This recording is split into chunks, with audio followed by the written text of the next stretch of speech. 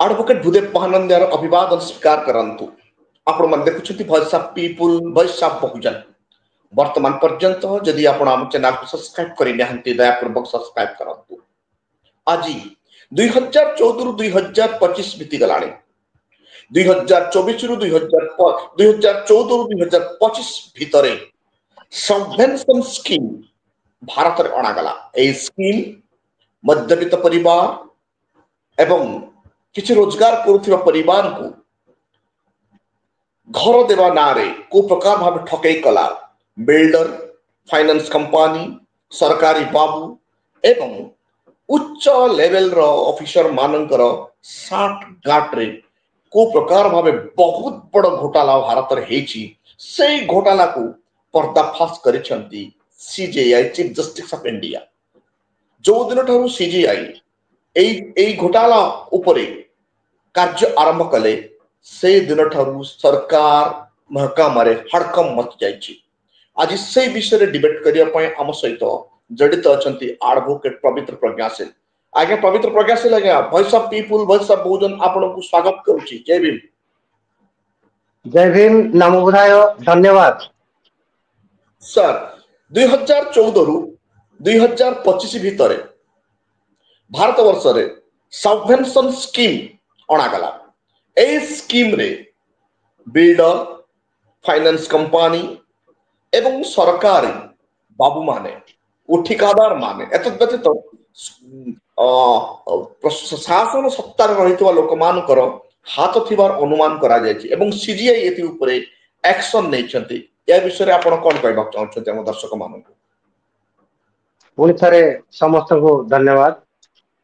मनरे एक प्रश्न पाछि कौन एबे भी आशा बाकी अछि?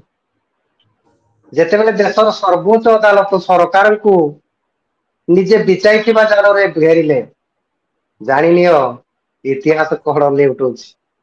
आज आपन को सामने रे जा रखिबा को जाउछि ता कोनोसी मामूली एफआईआर नहीं, कोनोसी मामूली रेड नहीं। ये एक इनकलाब कानूनी पाई, ये एक क्रांतिकारी जुगांतकारी पदक्षेप कानूनी पाई जहा कहिबा को जाउछि एबे डरिबार पाली सरकार तमरो। एबे सरकार डरिबार पाली प्रस्तुत हेई जाओ पूरा सत्य को देखिबा को जहा को अदालत रे प्रकाश कर दिया गला। एमिति घोटाला जहा को सुनी लोम ठिया होई जिवो। चलंतु बंधुगण ए वीडियो रे समस्त सुनिबा जहा टीवी चैनल काटी देले सरकार छुपाई देले जनता जानिबा को चाहुंसंती ए घोटाला केमिति हला एया ना। जनता जानिबा को चाहुंती ए घोटाला केमिति हला, किए असल रे दोषी।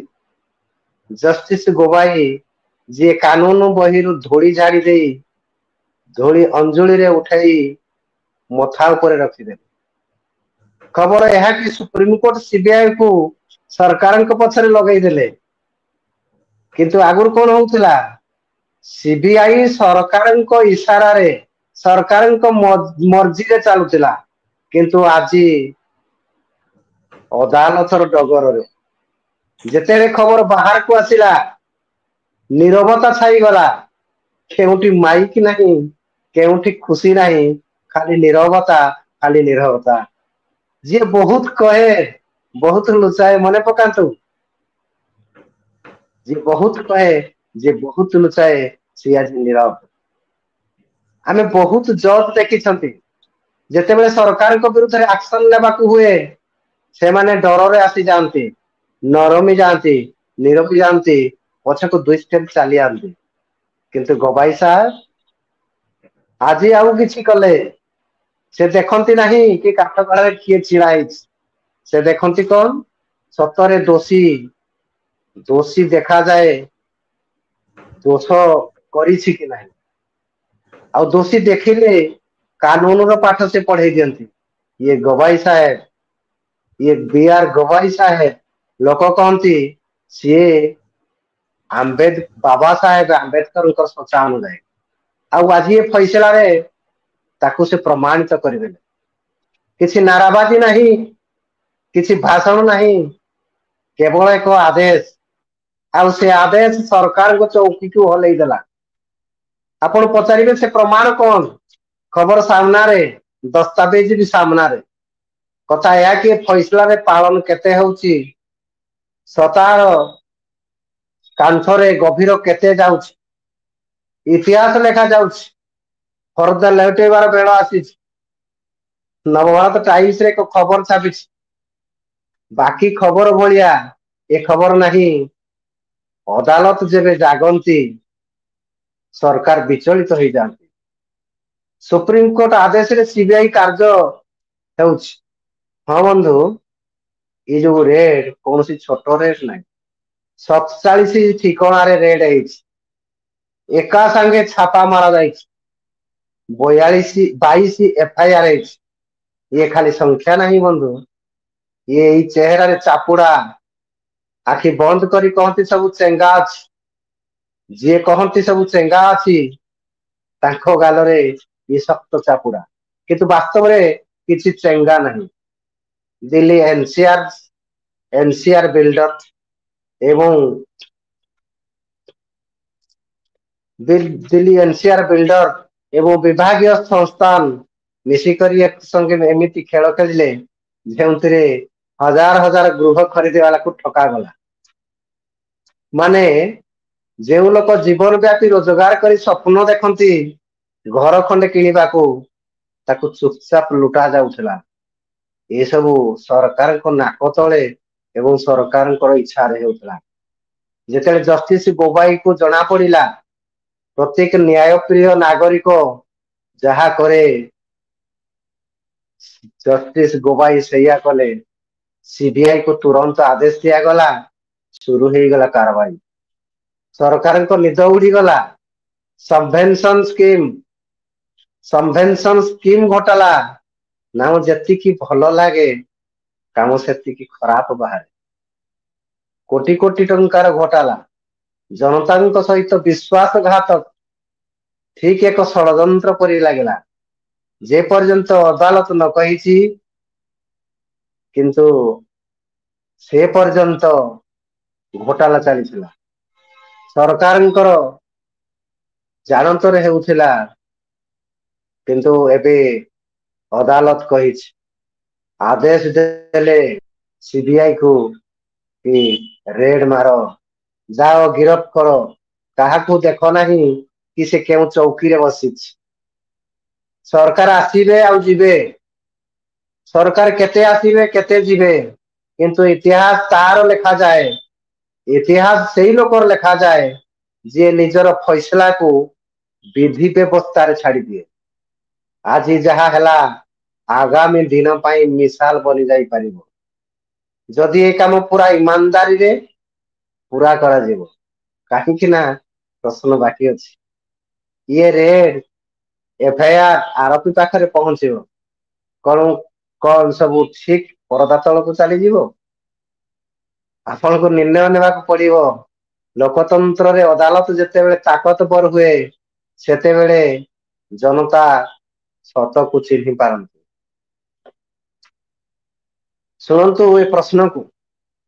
ଦିଲ୍ଲୀ ଏନସିଆର ଏକ ସ୍ୱପ୍ନର ବ୍ୟାପାରକୁ ଘୋଟାଲା ଦୋକାନୀ ଆଉ ନିରବ ସରକାର। ସ୍ୱପ୍ନର ବ୍ୟାପାରୀ, ଘୋଟାଲା ଦୋକାନୀ ଏବଂ ନିରବ ସରକାର ତିନି ଗୋଟିଏ ମଞ୍ଚକୁ ଆସିଛନ୍ତି। ସିବିଆଇ 47 ଠିକଣାରେ ରେଡ ମାରିଛି, 22 ଏଫଆଇଆର ଦର୍ଜ କରିଛି। ଯେଉଁ ନମ୍ବର, ଇଏ କୌଣସି ମାମୁଲି ନମ୍ବର ନୁହେଁ ବା ସାଧାରଣ ନମ୍ବର ନାହିଁ। ଅଙ୍ଗ ସଢିଗଲେ ଯେଭଳି ଦୁର୍ଗନ୍ଧ ବର୍ଷ ବର୍ଷ ଧରି ଭିତରେ ଥାଏ, ଯେତେବେଳେ ଭିତରୁ ବାହାରକୁ ବାହାରି ଆସିଛି, ଏବେ ଘୋଟାଲା ସବଭେନ୍ସନ ସ୍କିମ ହୋଇଛି। ନାମ ଏମିତି ଜଟିଳ ରଖାଯାଇଛି, ସାଧାରଣ ଲୋକ ପ୍ରଶ୍ନ ପଚାରିବ ନାହିଁ ପାରିବ ନାହିଁ। ପଚାରିବା ବା କିପରି? ବିଲ୍ଡର ଫାଇନାନ୍ସ କମ୍ପାନୀ ମିଳିତ ଭାବେ ହଜାର ହଜାର ଗୃହ କ୍ରେତାକୁ ଠକିଛନ୍ତି। ଠକାମିର ଶିକାର ହୋଇଥିବା ଲୋକମାନେ ପ୍ରତ୍ୟେକ ମାସରେ ଭଡା ଦେଇ ଠକି ଯାଇଛନ୍ତି। ହୋମ ଲୋନ ଇଏମଆଇ ଦେଇ ଭାବିଥିଲେ କେବେ ତ ଛାତ ଖଣ୍ଡେ ମିଳିବ। ଏମାନଙ୍କୁ କେବଳ ଛାତ ତ ମିଳିଲାନି, ଏମାନଙ୍କୁ କେବଳ ଧୋକା ମିଳିଲା। ଆଉ ଏ ଧକାର ଖବର ସରକାରଙ୍କୁ ବି ଜଣା ଥିଲା। ହଁ, ଏଇ ଲେଖା ଲୋକମାନେ ଶିକାୟତ କରିଛନ୍ତି, ଥାନାରେ ଜଣାଇଛନ୍ତି, ସରକାରଙ୍କୁ ଗୁହାରି କରିଛନ୍ତି, କିନ୍ତୁ କିଛି ହେଲା ନାହିଁ। କାହିଁକି? କାରଣ କେଉଁଠି ନା କେଉଁଠି ଚଢା ଯାଉଥିଲା। ଏହି କାରଣରୁ ବା ଏହି କାରଣ ପାଇଁ ସରକାର ଆଖି ବନ୍ଦ କରିଦେଇଥିଲେ। ସରକାର ଶୋଇଛନ୍ତି।